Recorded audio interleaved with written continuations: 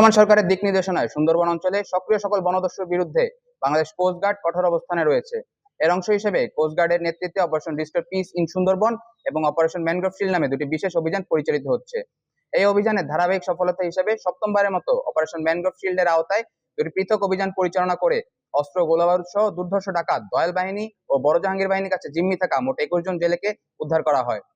খুলনার কয়রা ও সাতক্ষীরা শ্যামনগর থানার জেলেরা মাছ ও কাঁকড়া ধরতে সুন্দরবনে গহীনে প্রবেশ করলে সুন্দরবনে দুর্ধর্ষ ডাকাত দয়াল বাহিনীর সদস্যরা ফিরিঙ্গি খাল ও কুঞ্চির খাল সংলগ্ন এলাকা থেকে তাদের জিম্মি করে মুক্তিপণ দাবি করে।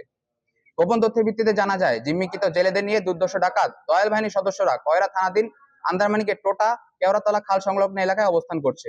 প্রাপ্ত তথ্যের ভিত্তিতে গত 21 মে 2026 বৃহস্পতিবার ভোর 4টায় কোস্টগার্ড স্টেশন কয়রা কর্তৃক উক্ত এলাকায় একটি বিশেষ অভিযান পরিচালনা করা হয়। অভিযান চলাকালীন কোস্টগার্ডের উপস্থিতি টের পেয়ে ডাকাতরা সুন্দরবনের ভেতরে পালিয়ে যাওয়ায় কাউকে আটক করা সম্ভব হয়নি।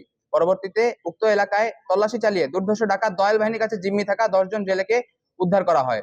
অপরদিকে কোস্টগার্ড ও র্যাবের গোয়েন্দা তথ্যের ভিত্তিতে জানা যায়, সুন্দরবনে কুখ্যাত ডাকাত বড় জাহাঙ্গীর বাহিনীর সদস্যরা খুলনা দাকব থানাধীন সুন্দরবনের শিবসা নদীর বড় দুধমুখ খাল সংলগ্ন এলাকায় অবস্থান করছে। প্রাপ্ত তথ্যের ভিত্তিতে একই দিন বিকাল 5টায় কোস্টগার্ড বেজ মোংলা কর্তৃক উক্ত এলাকায় আরো একটি বিশেষ অভিযান পরিচালনা করা হয়। অভিযান চলাকালীন কোস্টগার্ডের উপস্থিতি টের পেয়ে ডাকাতেরা আভিযানিক দলকে উদ্দেশ্য করে গুলি ছোড়ে। অতঃপর আভিযানিক দল আত্মরক্ষা নিমিত্তে পাল্টা গুলি চালালে ডাকাতেরা বনের গহীনে পালিয়ে যায়।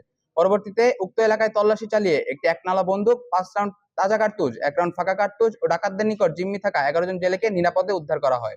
জব্দকৃত অস্ত্র ও গোলাবারুদের পরবর্তী আইনানুগ ব্যবস্থা গ্রহণ এবং উদ্ধারকৃত জেলেদের পরিবারের হস্তান্তরের কার্যপ্রক্রিয়া রয়েছে। সুন্দরবনকে সম্পূর্ণরূপে দোষমুক্ত রাখতে ডাকাত ও তাদের সহায়তাকারীদের বিরুদ্ধে কোস্টগার্ড ভবিষ্যতে এ ধরনের অভিযান অব্যাহত রাখবে।